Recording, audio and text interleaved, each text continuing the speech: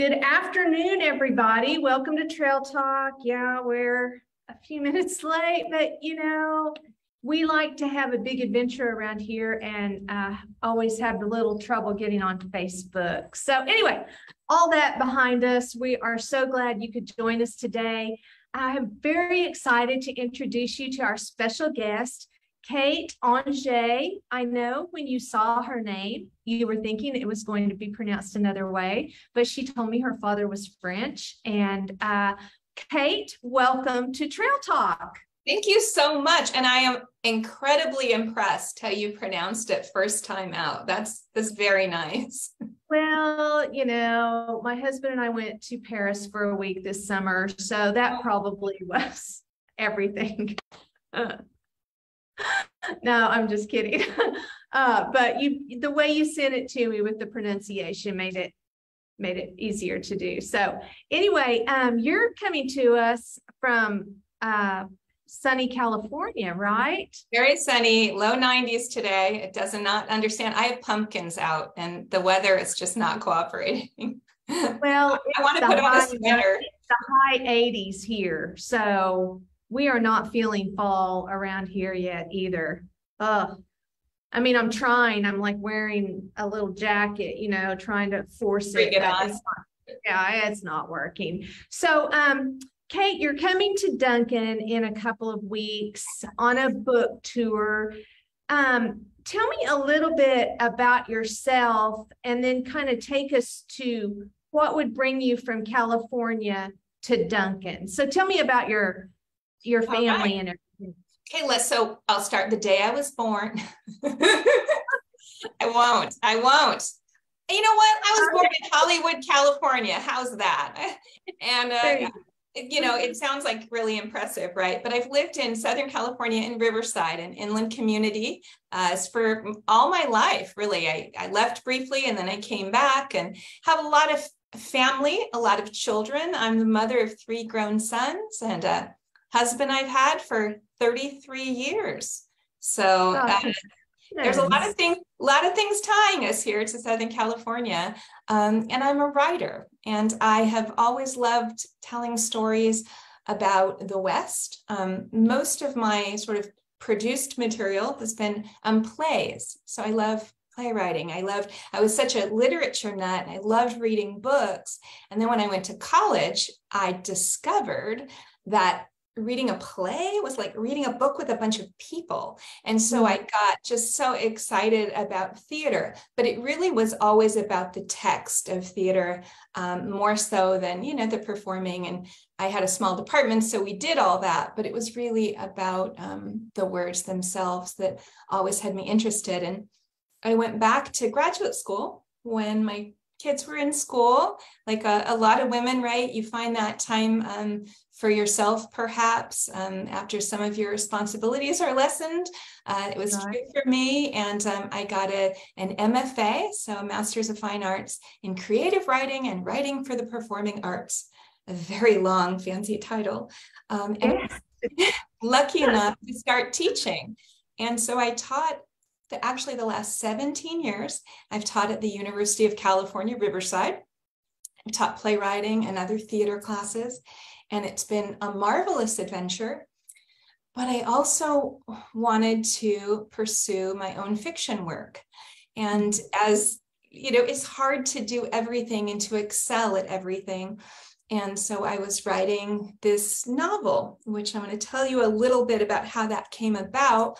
But it took a long time to write it. And it's done. It's being published. Its pub date was September 1st of this year. So it's a brand new baby book. It's a brand new baby. Yeah. And I want to do another one. And I just decided that it's time. I love teaching and I love students, but I think I'd rather teach in a kind of more piecemeal form, like workshops or 6-week classes. So I have left the security of my job, and I'm, the fame and fortune that comes from small press fiction is, incredible. So that's what I want to do. We were just talking a little bit earlier about as you get older, it's really, choosing what is it you want to do. And some stuff Hey, I'm not talking about the boring responsibilities in my life because I have plenty and I still have those. But in terms of whatever mental other space we have and creative space, I'm going to give it another go with my second novel that I've already started. So that's me in a nutshell, I think. Okay, awesome. So you said it took you a while to write your first novel, which The Shinnery. That is The Shinnery. Yes. Um, how long are you talking? How long? Well, Yeah. I would say I'm going to cheat this a little bit. So here's the deal. It took 6 years. Okay. But for a year of that, I had my dad died unexpectedly. And for that year, not only did I not write, I couldn't read. I don't know if that's ever happened to anyone where you're so just like kind of blown out by grief. And it was the same within, you know how they say for widows, don't make any decisions for a year. Well, my mom was ready to go. They had a big property and a lot of responsibility that actually was weighing on her for a while. So she was like, nope, so it was selling the house, kind of my childhood home. Like it was just a lot. And so I didn't write for a year. So 5 to 6 years. And what happens with if there's any of you out there that are writers or working on your first piece or your third piece, you get to a point you're like, I'm done. It's great. It's great. Let's publish this thing. Where are the agents? And so I would send out, and usually the first line is getting an agent. And then the agent sells it to a publisher, through an editor to a publishing house. And there's such long lead times. So you'll send it and you don't hear for 3 months, you don't hear for 6 months. Sometimes you don't ever hear. And if they like it and they're interested, they'll go, okay, send me more, because you send a query and maybe the first 5 pages, and you always look at what they want. So that process was very long, but within that process, I did get some good feedback. And one agent I had, she never signed me, but I did a really major rewrite based on her feedback. So even though that part was a little frustrating, the fact that she could tell me, look, I like the book, the writing's good, but man, you spend a lot of time here. The plot doesn't get underway soon enough, really good stuff that I could work towards. So when I say it took that long, it's really that long to publication and that long to drafts, because you're like, it's good. Thanks. Yeah. And then someone else is like, why do they drink a lot of tea? And there's lots of scenes where nothing's happening. And you're like, well, I was so into it when I was writing it. So the fact that you're into it is constructive, how helpful for people to tell you that, so you can go back and, especially the fact that you were diligently writing and then this huge loss in your life. And then you go back, it would be so great to have someone there to help you along. So, and I can see where that would add to this whole process of starting a book and then actually having the book finished in your hand, published. And I'm really grateful, you talked about having people along. So there's a writer and novelist, award-winning novelist, Susan Straight, and also Anne Weisgarber, who's written a number of nonfiction books, historical fiction, sorry, Anne. Okay. And they're just, I love every one of them. And they helped also. And then I always suggest this to writers, to pair up with someone that you trust. It can be, some people have big groups of 5 and 6 people. I had a group of 3.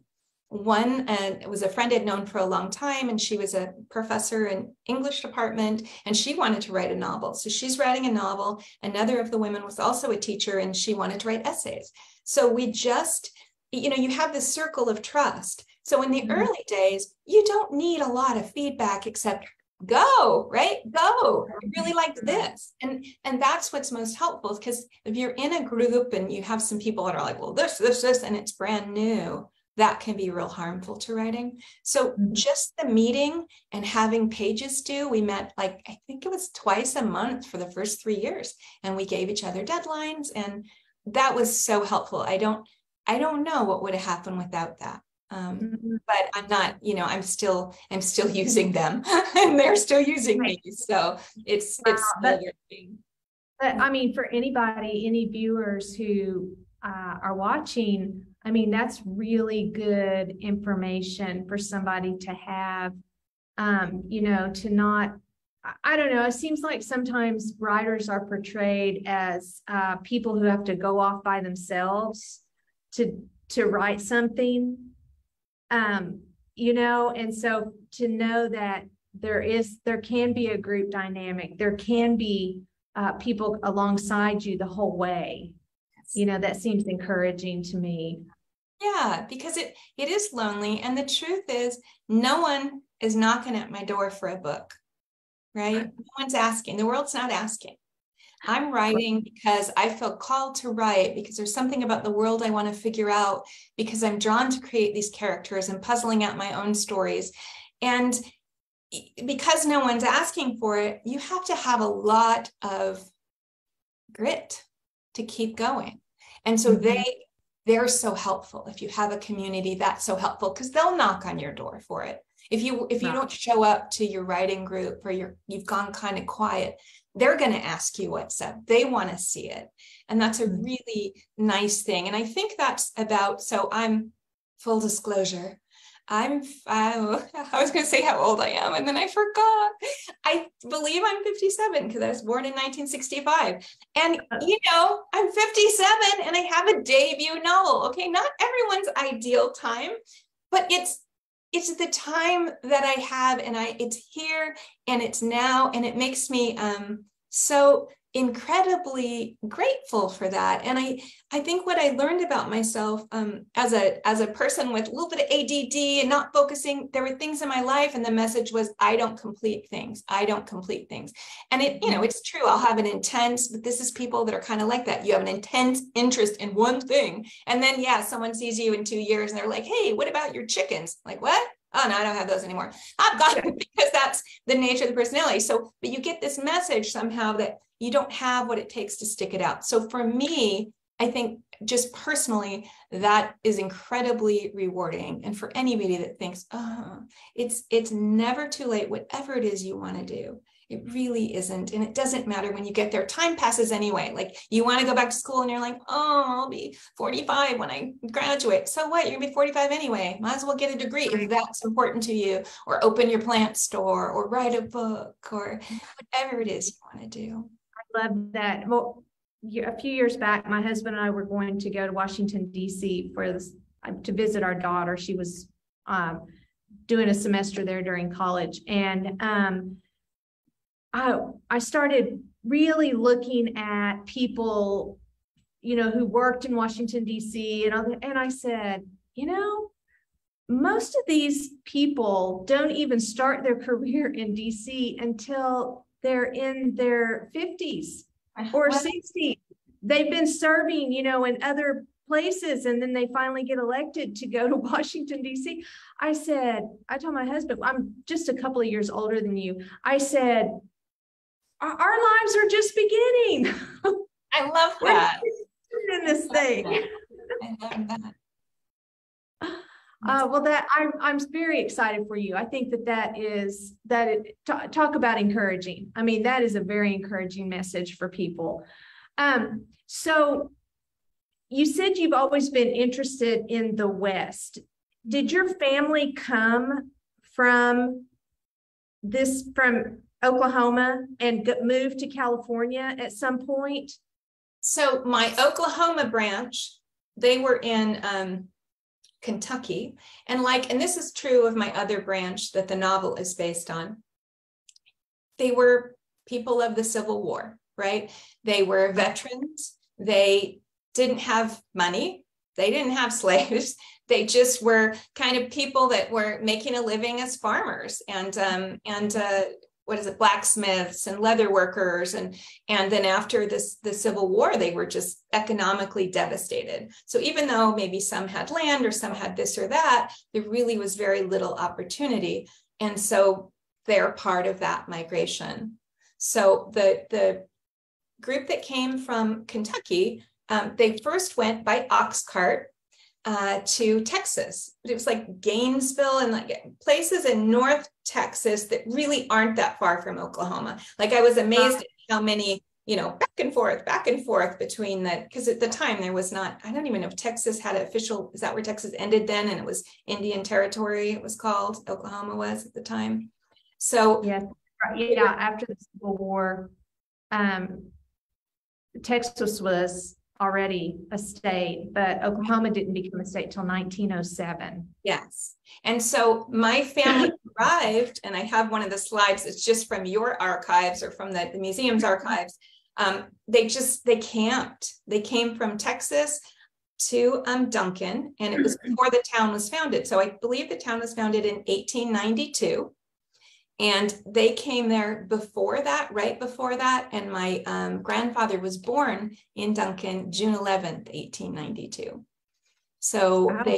They came like a lot of families with groups. So the William Elias, who was my great-great-grandfather that came, he had been married 3 times because his wives died in childbirth. Thank you, Ray. So we had, groups of children from different marriages. My great-grandfather was the final marriage. And so they came with. So there were, aunts and uncles and the grandparents and then the in-laws. So it was, as happens in a lot of families, where a brother and a sister marry a brother and sister. So that's where the Newland name comes in, double related to the Newland family. And that's, I was learning about their place in Duncan. That's how we got there. And the other group, Texas, and just moving across Texas and very West Texas, near the town of Abilene would be the nearest big city. And, I look at that and just what a hard scrabble place to make a living. And actually, sadly, there's less population there now than there was in the 1890s. And they got there in 1885 is when they settled. Really? Wow. Wow, that's something.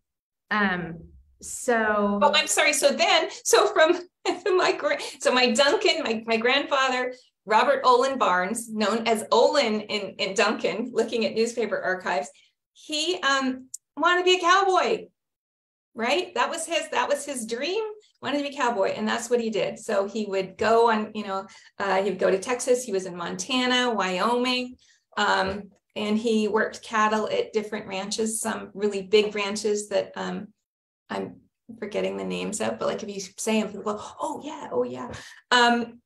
And then he ended up in Blue River, Arizona. It's just in the White Mountains on the border between New Mexico and Arizona. And that was where my mom grew up, and it was called the most remote point in the continental United States, according to the U.S. Postal Service. So it was down in where this river, very isolated ranching. So even though I almost feel like I'm removed a generation, because it was my mother, no running water, electricity when she was a little kid growing up there on Blue River. So my family was always ranching. My uncle, who's still with us, is in Colorado, and the family did move to Colorado at some point. And he managed Ralph Lauren's ranch, designer Ralph Lauren, for years. It's a 20,000 acre ranch in the western slope of Colorado. So that's a lot of that has informed my book. Also, my 4 years of Future Farmers of America in high school. I'm not a farmer, but I can write about them. You were an FFA in high school. Yes, they have it in Southern California. Yes, I had. It was weird. So did you do have animals or crops or what did you do? I did everything because I loved it, and I'm an all-in kind of person. So I raised pigs. I had Duroc pigs, market pigs. Then I got a market lamb, and I was like, oh no. And so then I got into breeding my sheep.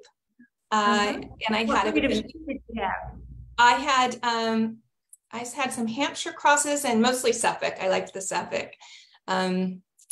And yeah, so I had babies, and we had a couple acres at home.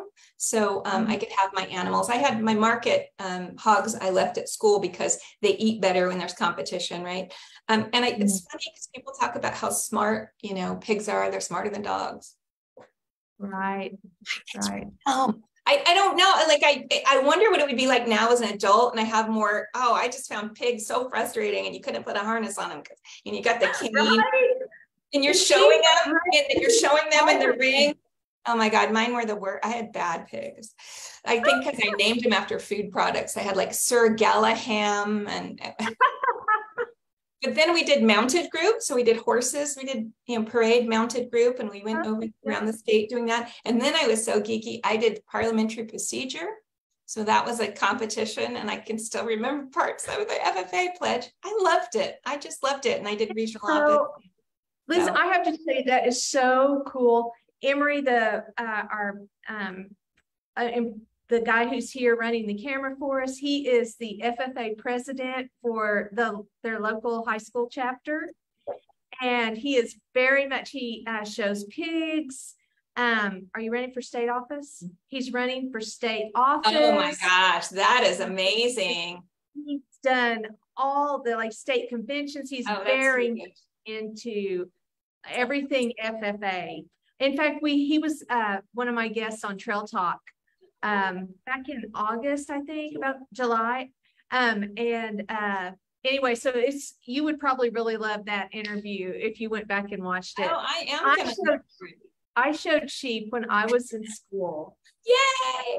I had crosses. We raised mostly Suffolk, but we had some Hampshires, and I showed a lot of crossbreed. And so anyway, yes, big connection here. Okay. I should have put my jacket on. I still have it in the attic somewhere. Oh, but I just love that. Not in FFA, but I was the FFA sweetheart. Oh, so yeah. The chapter sweetheart and the white jacket. Yeah. Yes. Yeah. I was sweetheart. Oh, that's so awesome. I love it. Okay. Well, it's a great organization. I mean, I learned so much just about leadership and communication and planning. I mean, the things that we planned, and we do like leadership conference, and we're like 16 booking cabins up in the mountains for our annual retreats. And we had a lot of responsibility, and we rose to the occasion, and it just sets you up for life. So go Future Farmers. Yes, here. I 100% agree. I think that FFA is a great organization. So with all of that ranching and all of that in your blood, it's no wonder you wrote this book about Texas. Yeah. I think that is wonderful. Do you want to what order do you think it would be best? Because you're going to read a little bit from the book, but we also have this great PowerPoint that has. Why don't we look at some slides, and I'll kind of set up the story a little bit. Okay. All right. I think that's perfect. Okay. Emery's going to move the camera. Okay. So, and then I will move the slides as you. A little bit higher. Let's see how they make it higher. I could share screen see how it works. We found this to be a little more controllable. All right. Than sharing the screen. Well, yes. And I'll start sharing a screen, and then I'll get hung up, and you'll see my email, and then When I was teaching, I would get so embarrassed when my students saw my very messy desktop. Okay, there we go. That's a little bit better. Maybe if I should straighten this. Okay. It'll give you an idea. I'm just going to talk about it, and if you know. Right. So the first thing I put, you sent this map. Yeah. So I thought that would be. So if you look at the map of Texas, you can kind of see those little dots, right? And the main town, like I told you, is Abilene. So you can see it's north and a little bit west of Abilene. And it takes place, the story takes place, if you look in the lower left, kind of the lowest town on there, it's called Rainer. And that's where the bulk of the story takes place. And Aspermont, you might know that town. And it's the double mountain fork of the Brazos River. So it's right along the Brazos. And if you go up, as the crow flies, if you go up, that's right where my family's property. And there's that word called the Shinnery right there. And it says the Campbells. And that is the family that the novel is centered around. And I'll tell you a little bit about changing the name because that's not my actual family's name. Okay. When we go through the slides, but that's where it is. So you already know it's West Texas, and that's a cover of the book. And it's really easy to find. If you like to use your local bookstore, they might have it or they can order it. It came out from the University of Nebraska Press, the imprint called Bison Books. So, Okay. All right. So this is me 20 years ago. Apparently I had brown hair. And this, I included this because this is the start of the story. So I have this wonderful aunt all the way to the left, Florence Leary, and she was writing a book on genealogy and she's doing all this research. And I mean, I can't believe it because she did it before the internet, right? Here it is. I think they started having email and she met people but she would go to these places and go to these archives and do this research. And I'm so grateful to her. And then next to that is, next to her is my mom. And then the guy in the cowboy hat is Glendon Johnson of Abilene, Texas. And he was someone that she met through different archives, and he turned out to be a cousin. They're actually second cousins. And so second cousin once removed to me. And Glenn Johnson had a lot of information about the family. And actually in the book, I have a character called Solon. And Solon is actually the name of Glenn's grandfather. So I cheated a little bit and kept that name because I just love that name. And he's an important character. And that's the legacy, how we got the story. So we went there on this to visit him. And he was going to take us on to these different sites, cemeteries, and where the old homestead was. And it was great. But then we're in the living room and he calls my aunt aside.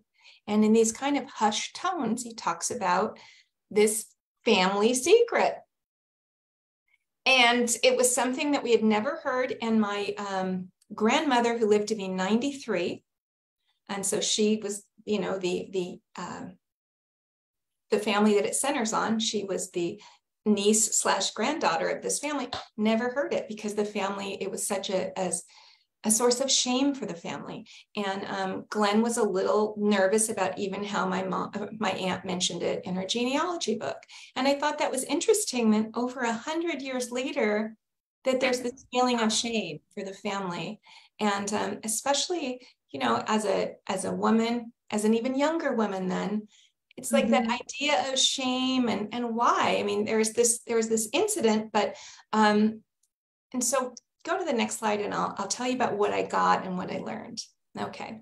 So there, he hands us all these papers and I mean, oh my gosh, his work.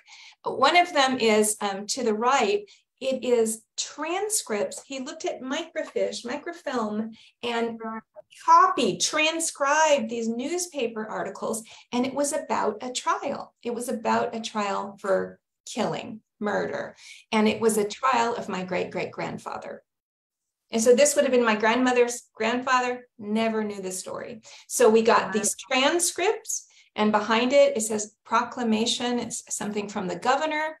And then also to the left, it was a typed letter. It was typed from a letter. I don't know if the letter was handwritten or typed originally, that was written in 1961, looking back on the events. So that's what we had, this very scant information about this crime.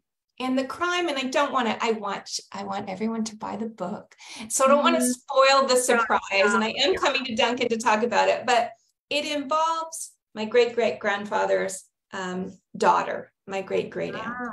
And she was seduced. I think this says it. What does it say on the cover? My son told me there was she becomes entangled with a bad one. And she finds herself alone and pregnant and devastated. And my great-great-grandfather, commits an act of frontier justice. So the book became my sort of obsession to find out, like, how did this happen? How did this young woman from a ranching, farming family that was church going and protected, how did the circumstance even come about? We don't know. There's no transcript from the actual trial. There's so much that's missing. And because it was a source of shame, it's not like we've got a lot of information where they're talking about it. And you lived some creative liberty. I took a lot of creative liberties, but what's interesting is you start making up stuff, and then I find, like, oh, well, this idea of a mother's helper, of this young character who I call Jessa, being sent away as a mother's helper, because it was hard to feed everybody in the family, and there had been a drought, and there was in 1893 there was actually you probably know, I hate it when I'm telling people that know history and they're like, yeah, but I just learned this stuff. So 1893 there was a huge financial collapse, railroads went under, banks went under, big things, and credit was very tight, much like 2008. So and maybe 2022, but you can have credit. It's just very high interest rate, right? So it was a hard time. And then I found that other people in the same family, that is absolutely what had been done. Like people's, a mother dies and the girls go to live with another family member, and then they're hired out to work as family helpers. And it does two things. It earns money. You don't have to feed that person in your family. They learn some skills. Maybe they meet someone. Maybe they are broadening, because, these are isolated communities. So I made it up, but then I found out that there was actually a lot of precedent for that. And it made sense. And I had a conversation with Glenn before he passed about that. And he thought that was a reasonable possibility as well. And then just because I don't know the story, obviously, I'm not going to use their names and say it's a story of our family, which was the Fuston family, because I don't know. So I changed the names to protect the innocent question mark. But it made, so what I used in the book, I was really wedded to this idea of using the actual newspaper clippings, because again, I love geeky rabbit hole research. I spent all day looking at old Duncan newspapers yesterday for no good reason other than it was just so interesting. So, and they anchored, that is the truth of the stories, those newspaper excerpts, minus the name. So that was like an idea that I knew I had. So I constructed this story to fit the narrative. But here's some more pieces to the puzzle if you forward the slide. So I also had this was, and it's so bad, and I'm hoping, it's terrible. I don't think you could, it's a picture of a photocopy, and I'm hoping one of the relatives, so this Glenn Johnson, she lives north of Oklahoma City, and I'm actually going to get to meet her when I'm on this trip. And I'm thinking someone in this family, obviously Glenn had this picture, has a decent copy. And nowadays it's so easy to scan with our phones. So hopefully I'll get an actual copy of the picture. But this is the courthouse. And this one's terrible, but I'm going to show you. So this is no longer, it was a courthouse, and it was built in the early I think it was built in 1890. And my grandfather was one of the men that helped hone the stone from the Brazos River, and it became this courthouse. So they helped cut the rock that became the courthouse, which I thought was such an irony, because later this is the courthouse where he's arraigned for this killing in the stone. Wow. So you can go to the next picture of the courthouse. This is the courthouse today. Nice. And it is the only thing left of Rainer, Texas. Oh, wow. So I just want to, I love time traveling. And the other thing, and if anyone knows this, I'm hoping when I Texas, I want to meet some magic historian, but there are no pictures that I can find of Rainer, Texas. And they had a photography studio. It was the county seat, and another town got the county seat. And it was just once you didn't have that anchoring it, everybody left, and it's no more. And that for a while, the courthouse was a private home for many, many years. But now it's just abandoned and collapsing, and was able to go inside. It's dangerous, wear a hard hat. But yeah, it's a strange feeling. And I'll just give you a little only in Texas story, although maybe it's only in Oklahoma. I don't know enough about Oklahoma. The last 6 months of this existence before it moved to Aspermont, the courthouse moved, my great-great-grandfather was actually the county judge. So he went from builder to arrestee to judge. You know, we only hold ourselves back. I mean, I love that. Just go for it. Just go for it. Yes. So you can want to look at the next slide? Let's see the next slide. So this is just, so here's the cemetery. I said the courthouse was the only thing left. There is, quarter mile up the road, there is a cemetery. And this time it was well kept. When I went the last time, the previous trip. So this is the trip I went in 2015. And we had this trip planned, and it was less than 2 weeks after my dad died. So it was, part of it was a fog, but I actually think that was just an interesting reflective time, because you're thinking about the past, and the story that I wrote, this novel, it really is to a large extent a father-daughter story.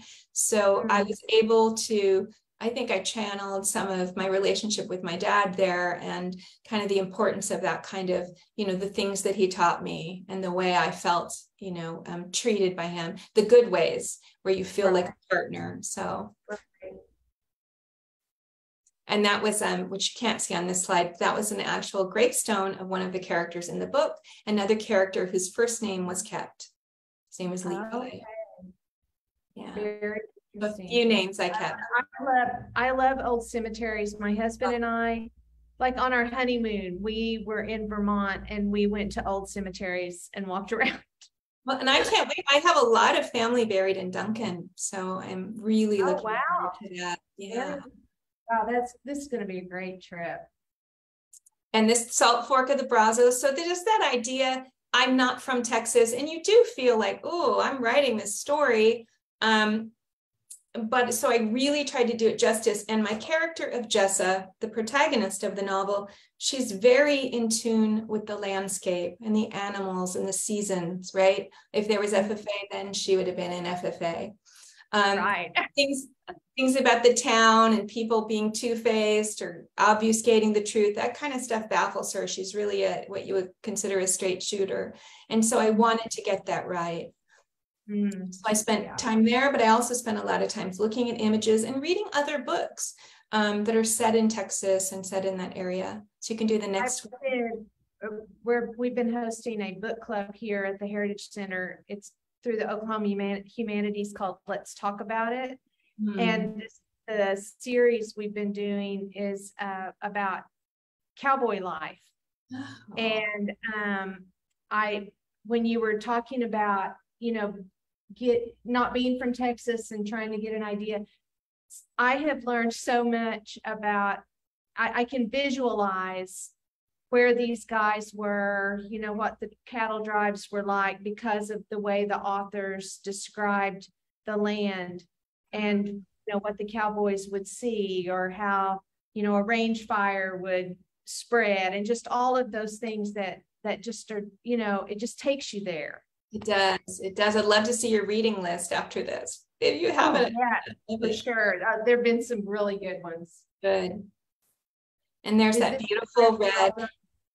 And it's when you're driving along on the highway, it looks flat, it looks dry, but being from Southern California and being someone that loves the desert, I just found an absolute beauty in this landscape. And also a beauty in the people that they, I know the idea of pioneering, because colonization is sort of out of fashion, but it's just people struggling to make a living and feed their families and build something of themselves. And I just admire their grit. And especially when you see land that doesn't look like it'd be easy to tame or produce something to support your family from that. Yeah.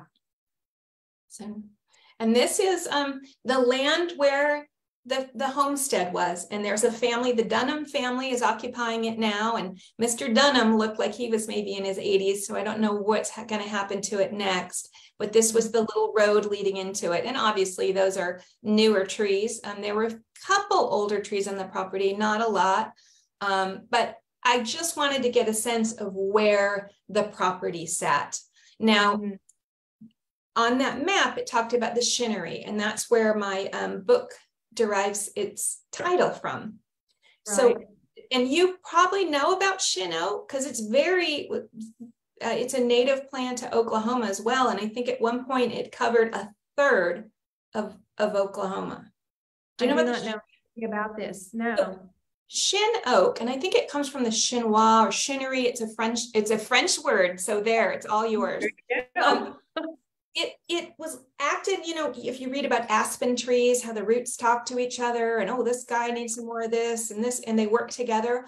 Well, I have read accounts that said the Shinnery was basically one plant of the Shin Oak, about 4 feet high, 3 to 4 feet high, like a scrub oak, but it was connected. And it's like, please, if there's biologists out here, I'm sure you would describe it way better than I am not. I'm just writing a pretty book, okay? But it held the sandy soil in, so it was like really important for soil conservation, right? And then you would have the soil where they could plant, and it kept the sands away. And it in the spring, the grasses would come up through it, so you didn't even see the Shinnery. You saw, the grasses, and that's what the cattle would eat the grasses, and also just the deer and the native animals.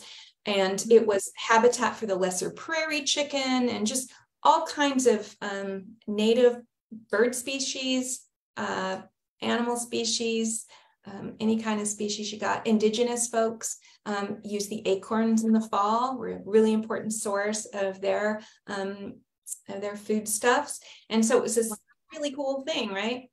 However, I did not know what a Shinnery was, and so I'm really glad you explained that. You don't see it very often, and there's a book called The Sun, A Story of Texas. And of course, I'm on the spot, so I'm forgetting the author's name. The Sun. It was made into a TV series. Great book. But he referenced the Shinnery, and I was so excited. It's like, the Shinnery, say the word. And then Abilene Christian University, their creative writing review journal is called the Shinnery, and that's kind of like the only other than like biological plant, university or state websites. So I find it. So for a few weeks out of the year, it had these berries, and these berries were poisonous to cattle. Now, it took a lot of the berries to kill them, but they might get sick.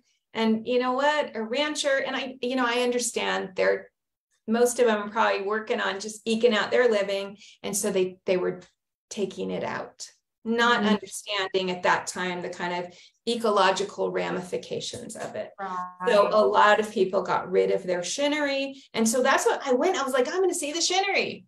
Well, I know where I'm going to see it. I found some, like some scrub oaks, but I never, that belt of Shinnery. And I even found an advertisement for the Stonewall County, which is where it's set. And they would advertise on the Shinnery belt. And that had something to do with like great for land if there was a Shinnery belt, which. Interesting. I'm wondering if that had anything at all to do with, the Dust Bowl. No.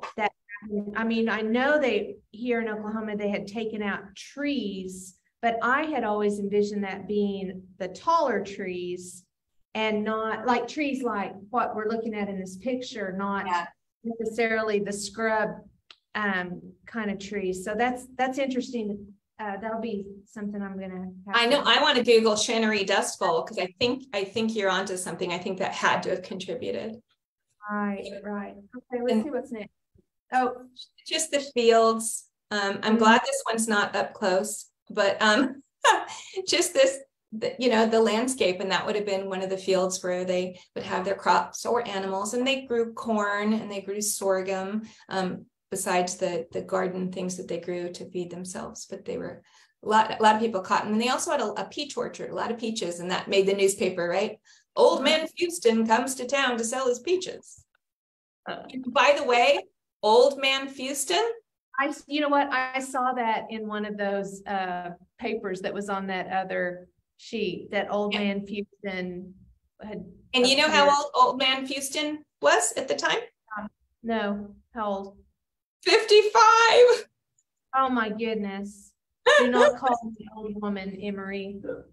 Old man. So I'm going to call myself old lady. Of course, in his day, he was pretty aged. And he had lived a hard life, and he had like he carried bullets still from Chickamauga and another battle. So he walked like he was probably 110, I'm sure. Yeah. So, and I just put in a slide because, of course, this was nearby, and I thought this will signal, I'll remember it. This is the end of Stonewall County, and the next photos are of Duncan. So, but we want to pause there. If you want to hear a little bit about a little teaser about the book.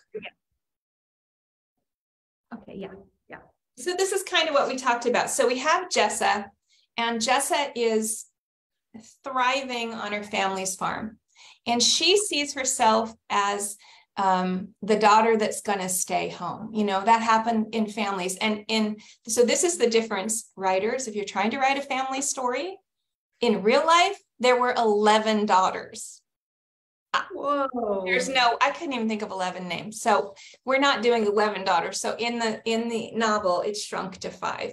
But you can imagine with 11 daughters, she thought, okay, well, one's going to take, and by the time they had the younger ones, the parents were, well, the ripe old age of 55. Right.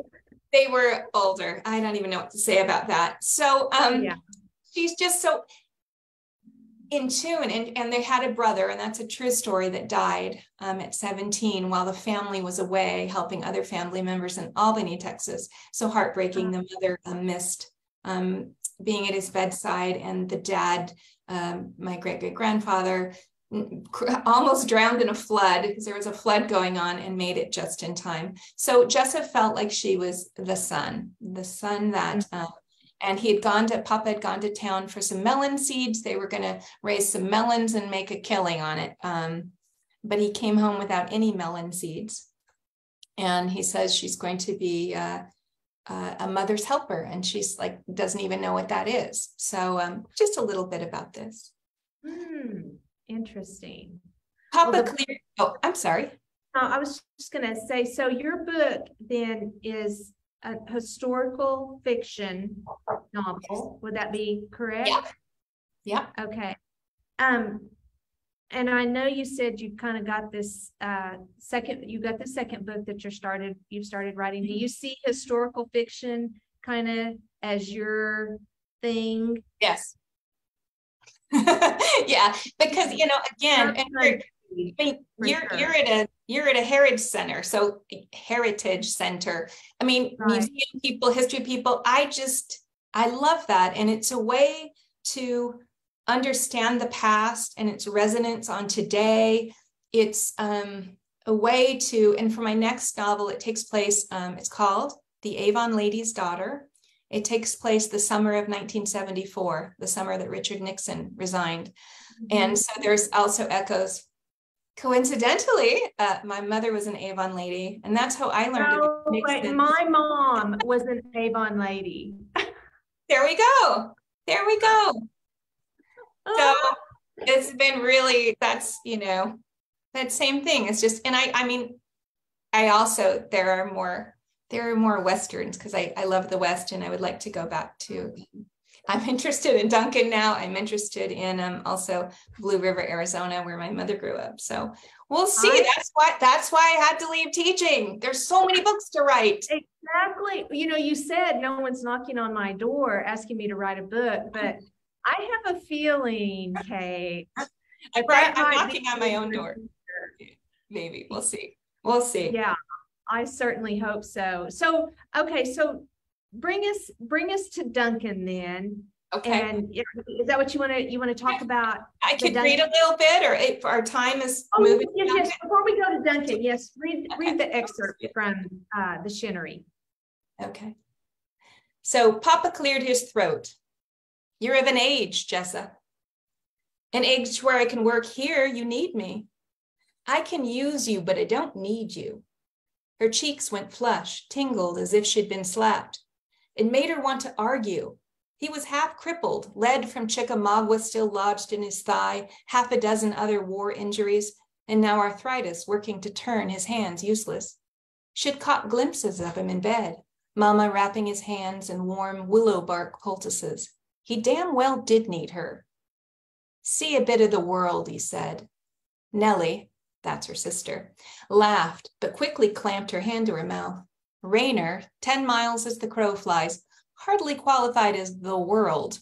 Her sister gave her a look that said, what on God's green earth is he talking about? It didn't make sense until suddenly it did. Of an age meant marriageable. He must have wanted her to meet people. Now he was barking at a knot. Jessa didn't want a husband. Most took you away from everything you loved. Sister Minta, a half-day's ride away in Aspermont, and Sister Joe in Albany, a distance of several days. They hadn't seen Joe in almost 2 years, and the last time they did, she'd cried in the kitchen after her husband snapped at her for an overdone roast. Jasper was as jolly as a guy as you could meet, but when his mood shifted like summer weather, when he was in a foul one, you felt that same prickly air in as before a rainstorm, everyone trying to figure out where the lightning would land. Only Sister Maggie, 23, had stayed close. She had found her husband, Solon Scott, when he came to the Shinnery to inquire about grazing rights. The marriage was a love match. As a man with 6 daughters and no son left to help, Papa was as excited as Maggie about the pairing. Still, no thank you. I don't wish to marry if that's what you're thinking. You're getting ahead of yourself. I'm talking about work, looking after children, seeing a little something. You don't want to confine yourself. But she did. She had assumed every year would roll out similarly to the last, and it had given her a deeply peaceful feeling, knowing that in spring they'd calve and plant, in summer harvest and preserve, plan and repair in the fall, and prune and make do in the winter. Many families had a daughter that stayed, looked after her parents, and though no one had ever said it, she was that daughter. The Shinnery was hers. She'd marry it. Dear Shin Oak and Prairie Chicken, Ornery Cow and Morning Sun, I take thee gladly. Oh, I like that. I cannot wait to read the rest of that book. And see what happens. And see what happens, yes. Wow. I was thinking earlier when you said, you send to an agent that a portion of your book, and it'd be like the first whatever pages, and what kind of pressure that is to make that very beginning of the book the thing that hooks. You've got to have that hook in that part. To get somebody, to want to keep reading more about it. I thought, man, that's a lot. It is a lot of pressure. And I think like I'm now approaching this new project, I'm just starting knowing, okay, that's probably not it, right? That's probably not the opening that's going to, but if you're so caught up on like this great hook opening, it's paralyzing. So yeah, it's kind of like you were talking about well, you need to change this, you need to change this. At some point, you just got to get it out of you. You have this in you, and you have to get it out. And then you can go back and add the little things and do all that stuff to it. So I don't know if you want to see some Duncan stuff? Yes, let's look at Duncan stuff. My connection to Duncan, where I've never been and I can't wait. There we go. So, and that really looks, yeah, there we go. Perfect. Yeah, he's good. That's our patriarch that came to Duncan, William Elias Barnes. He came in, I think it says there. 1895. What? Oh no, that's when the picture was taken. He actually came in. Okay. 1814. 1814 is when he was born. Yeah. So I'm sorry. Yeah, that's when he was born, and he died. And so he didn't last long in Duncan, sadly. But his wife, Maggie Chamberlain Barnes, lived for quite a while in Duncan. So he came like a lot of people. If you go to the next slide. And I don't know if this will show up at all. This is from the Duncan Museum archives. It's folks camping. They lived in tents and out of their wagons for quite a while, and it was fun. There was a number of camping pictures, minus fancy RVs. And just that idea of coming and living, and the first thing they would usually do would be a dugout, right, in the earth. That's right. And so that's what they did when they first came. Isn't that amazing that you would just dig a hole in the ground and make that your home? Yeah. Yeah. Oh, there's another camping picture of someone. An early arrival. Wagon looks like a chuck wagon. Oh, that could be.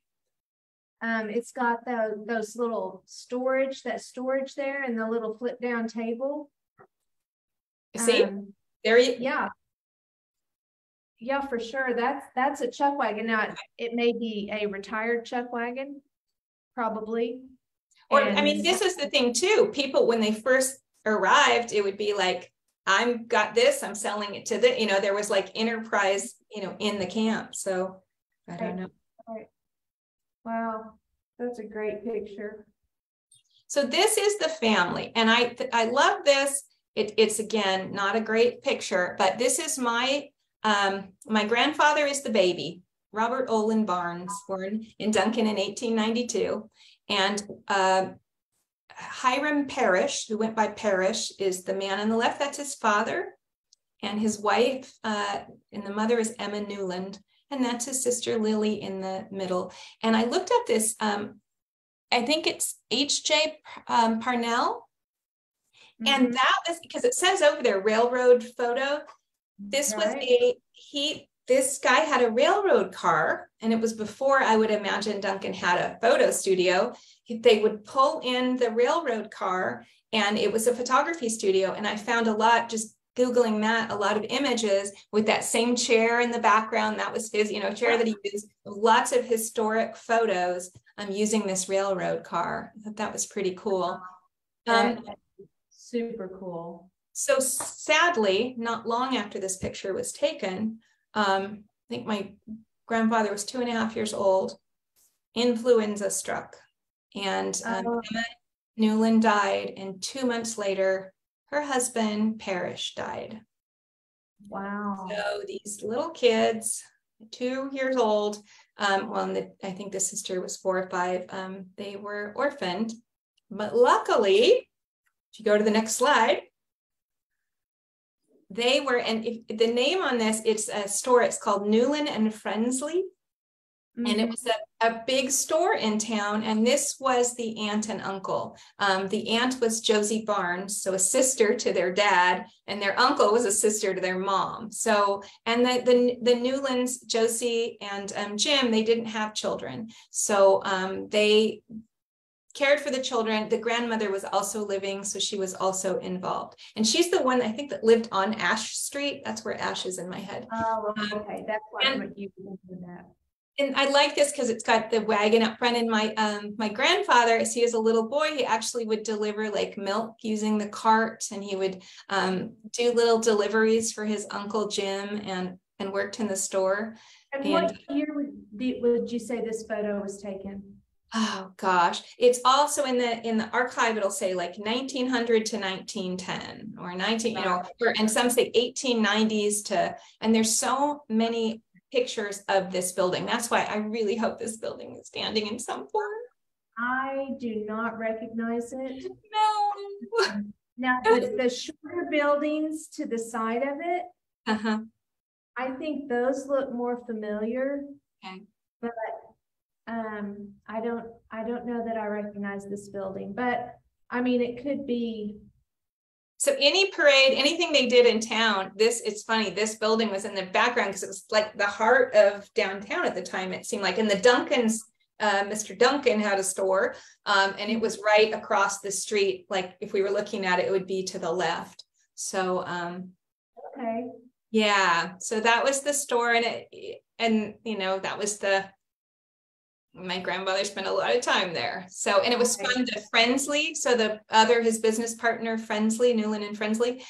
Later, I was telling you, I went down the rabbit hole looking at old archived newspapers. And thank you again for people that do that take stuff and scan it, whether it's old photos or old newspapers. Bless you. It is just, you are saving history, and it's just remarkable what you can find. But I found my grandfather was at attendance at Miss Frensley's Valentine party.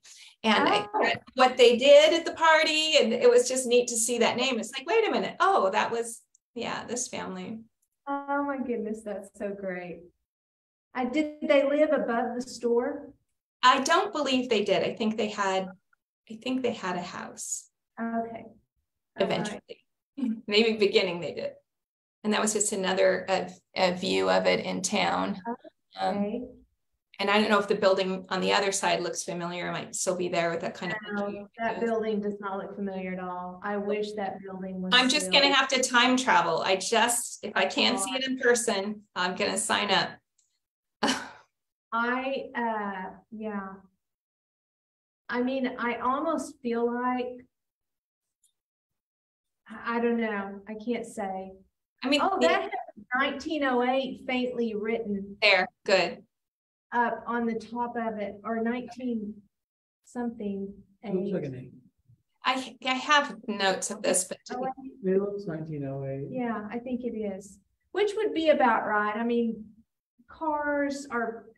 there's no paved roads probably here yet. And this is all, if anyone wants to spend 2 hours having a marvelous time, you go to the Duncan Museum, they have access, you can click, and they have their own kind of local photo history. And a number of photos too that are, they have that don't have any attribution or names of the people. So if you have a family that is from Duncan, you might look through it and see if you recognize anyone. You have to wonder what was going on that all these people are standing out in the street. And there's so many photos. So this is my favorite. This is the baseball team from Duncan, and that is my grandfather on the left. Oh my goodness, that's so awesome. So I don't know what the record of the team was, but my grandfather did speak fondly. He loved baseball. He loved it all his life. And that Duncan actually fielded a team. I love the uniforms. I love the popped collars. The gloves, those look like the shoeless Joe Jackson gloves from Field of Dreams. They do. Awesome. And this, I just love. It actually says what's on it. It's the Peanut Carnival. Do you guys have a Peanut Carnival anymore? No. It's the Peanut Carnival. I think it's 1913. And yes, that is the Carnival Queen.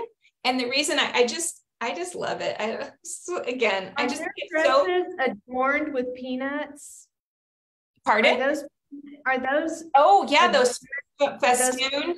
They actually look like it, don't they? Don't they? Yeah. I think they strut peanuts and are wearing them. And I have that one because it had there's a picture in the archive of the back of it, and one of the people mentioned being in the photo is Mary Barnes, who is a cousin. I don't know who. I just loved that. 1913 Peanut Festival, and there's the Queen of the Peanut Festival. Wow. Something to aspire. I know you were chapter sweetheart, but maybe bring back the Peanut Festival. I did not have a court like she has. Look at that. There's even a king there, I guess. Looks like he has little peanut flowers on his jacket. Love it. Oh, that's so awesome. And I think that might be it. I think that might be it. Yeah, that Yeah, was there a you lot go. of fun. Just Okay. some images I thought would be fun to share of what I found, and it's marvelous, like a map of Duncan, like taken. It almost looks like from a plane. Of course, it's not. I don't know where they were to even take it. The tallest building roof, maybe, and you can see that the new school. I think the school was built in the high school 1908 or 1909, and to see it laid out, to think that's where my grandfather went to school, and our other side of the family, because they were so isolated, even my own grandmother didn't, I think 6th grade was the last year that she went to her one-room schoolhouse. So it's like Duncan was the big, I mean, that's like the most, whoa, really kind of a fancy upbringing. And it's funny because that's what my mom always talked about, this Aunt Lily, and she was very, proper. And I mean, Duncan, they had a lot of things going on. Right. So you'll be here October is it the 19th? 19th, yes. Okay. And how long will you be around town? So we're coming on that Monday night. So Tuesday, we have a Cheryl Barnes. Mm-hmm. I can't remember her married last name. She's only been married for 50 years or something probably. But so we get to see a cousin. My mom has met her before, and we'll be just touring things and learning about the family. And then we have Wednesday, so we have, Tuesday, and then Wednesday at noon at the Genealogical Society, and then at 4:00 at the public library. And then we have the next day, I have to be in Oklahoma City for a conference event by 6 p.m., but we'll be hanging out in the morning. And we have an adorable Airbnb. I'm just really it's going to be so cool. Oh, that's wonderful. What a great time. My goodness. I'm so excited for you to get to come here. I can only imagine how you're anticipating kind of connecting, so much of your family's history and I'm traveling with my mom, so that makes it really special, that we get to do this road trip together. For sure. For sure. Well, I wish you the very best, Kate. I'm very excited for what the future holds and more books. And I'm really excited. And I hope that you're able to share this interview and get the word out. And a lot of people are able to come and hear you speak and get to meet you. Yeah, please put that on your calendar. I would love to meet you. I will have books available then. If you want to read it ahead of time, wherever books are sold. So thank you, Edie. This was so fun. I was an 8 out of 10 in nerves, and you have made it so pleasant and so nice. I feel like I'm talking to a friend. So thank you. You're good at this. Oh, well, thank you very much. Well, I'm so glad you were able to be our guest on Trail Talk today. And, this next book, maybe there's another Trail Talk interview in our future as well. Thank you. I'll know where to go. That's exactly right. Well, thank you so much for watching today. Now, make note, our next Trail Talk is going to be on Friday morning at 9 a.m. We're going to be live at that time because Mike Larson, renowned Chickasaw artist here in Oklahoma, he is our featured artist from now until the end of the year. And his works are already in our Garris Gallery. And tomorrow evening from 4:30 to 6:30 will be our reception. So if you're in town, come by and say hi to Mr. Larson and see his art and just take a minute to speak to him. And be sure and watch our Trail Talk, which will be Friday morning. So Kate, whenever we sign off, we always say happy trails. Are you ready? Yep. Okay. Happy trails. Happy trails. Bye.